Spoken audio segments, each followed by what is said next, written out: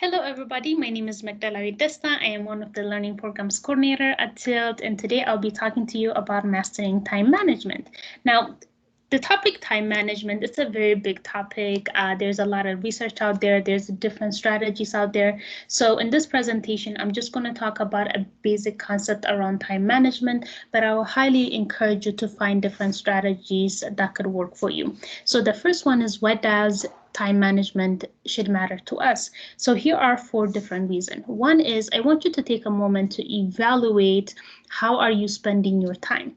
Whenever we take a moment to kind of see how are we spending our time, we also are able to identify how are we wasting our time, which is a very important thing we want to know about ourselves and about our habits. 2 is, it also teaches you how to prioritize. If you're really intentional about how are you spending your time, you're taking a moment to understand that out of all the tasks you have to do, what is important and then what can wait for later on. So that's important to have that understanding. 3 is balancing. Out of everything you have to do within a week, it is very important to balance, because when we're not balancing, we're going to find ourselves feeling overwhelmed later on. Balancing gives you opportunity to take control of part of your school life, part of your social life, part of your personal life. So that's how you want to look at it. It should always be balanced. And 4 is mental health. If you haven't realized it by now, whenever we're not doing good with our time management, it impacts our mental health, such as us feeling overwhelmed and stressed, or for us forgetting appointments, deadlines, and stuff like that. We kind of become hard on ourselves. So kind of really pay attention to how are you spending your time and giving the most best way to manage your day-to-day life. But when in doubt, at the end of the day, always think about time management is a lifelong skills. We don't just learn about it within a day or 2. It takes us really long time to kind of master that skills. And 2 is, time management doesn't stop when you graduate college. It will continue into your professional career. You're learning how to manage your time from a professional perspective, and it will continue into your future goals and ideas when different things in your life is changing. So that's important to understand. So one of the common things you often have heard in the past is use your calendar. Your calendar should be something you utilize on a regular basis. So at TILT, we talk about 3 different calendars that could work for many different people. One is a planner, a booklet. Students, they can have it in their backpack, and you often have a pen and a pencil near you, so it's easier to open it and write notes or deadlines and things that's coming up. The second one is an online calendar. An online calendar, the benefit with that is it gives you a reminder. You can set a reminder to appointments or to assignments you have a week in advance, which comes very in handy because our brain, it doesn't remember a lot of things. So it's nice to have that kind of flexibility with a calendar whenever we forget things. And then the third one is self-organized notebook. This is when you have those friends, when you know those people that are super creative, and they create their own calendar, which I am super jealous of. I wish I can do that. But when you have that, you're more likely to interact with your calendar because it has your touch in it. And it's pretty cool to have that kind of creativity and that kind of interaction. So when it comes to calendar, there are different strategies folks use. One is color coding, maybe adding different color coding for different classes you are taking, or maybe appointments and classes, whatever you decide that works best for you. 2 is listing tasks in order of importance. So deciding if 1 is the most important thing you have to do out of that day, writing that down next to that task you have to finish that day.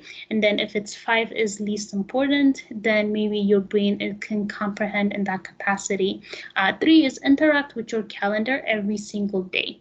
That should be a habit you want to develop on a regular basis. So then this is how we we do our best not to miss deadlines and appointments and important things that will impact and make us feel successful within our day. The fourth is put your calendar somewhere visible, somewhere you can see it, somewhere you could write on it, somewhere you really can access it. That is key for us to use it on a regular basis.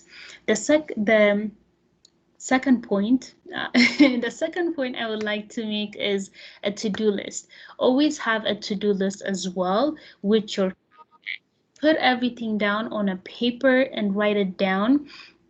And there's two types of to-do list I would encourage you to create to kind of help you organize.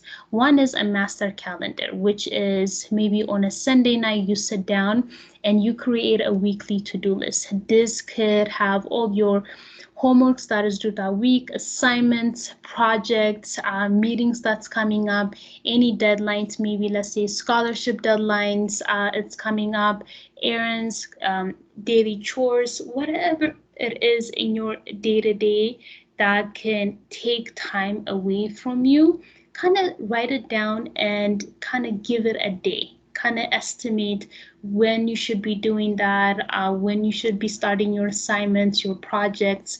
So then you're kind of planning your week ahead of time, which is key. The second one is a daily to-do list.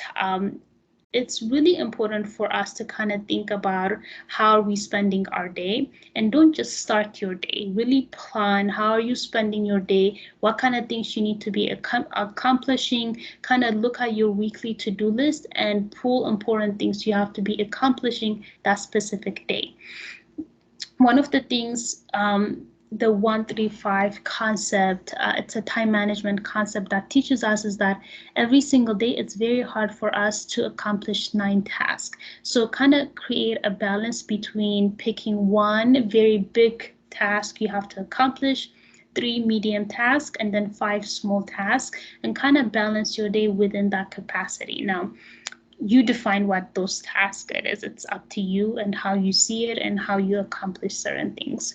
The third point is use the list to analyze what is important to you. Now, in our day-to-day life, sometimes we lose track of time. Sometimes we lose time because other things came about for us to take care of. So whenever those days come up, again, rank your task and then kind of reorganize it. What is important? What should I be focusing today? And then kind of start focusing on that first. So then you're finishing the most important thing out of your day. And create a to-do list for each class you have, maybe work, personal life. So then it also help you see balance among those different things. Eisenhower Matrix, it teaches us this idea that whenever we create a to-do list, maybe put it in one of these 4 categories. 1 is do it right now, 2 is do it soon, 3 is delegate, or maybe if you have to reschedule that task, it would be fine, you can reschedule it.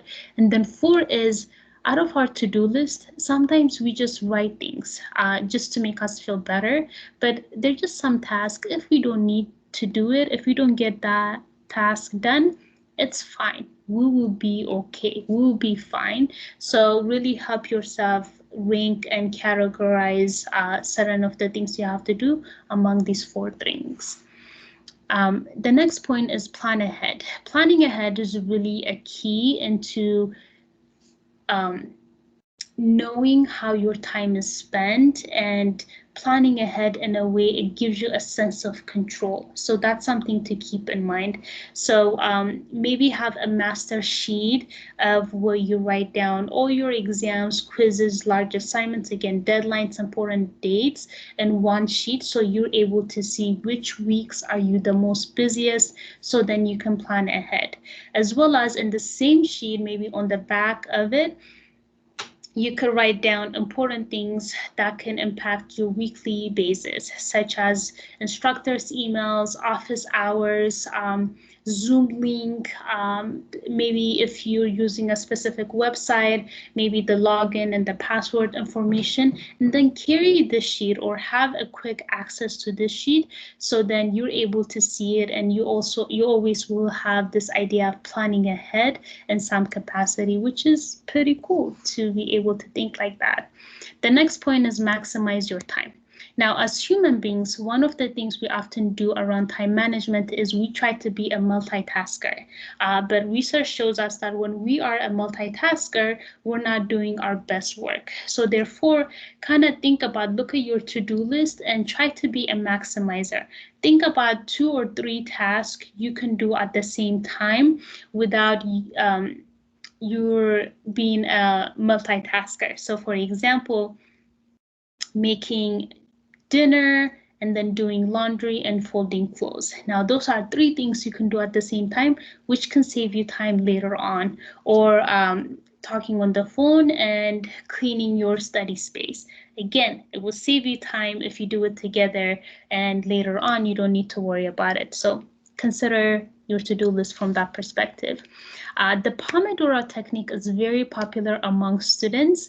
It's this idea that being productive and giving yourself a break. Now, when students, they sit down and they study, they love studying in terms of for 5-6 hours. A lot of students, they feel like it makes them feel productive in that capacity.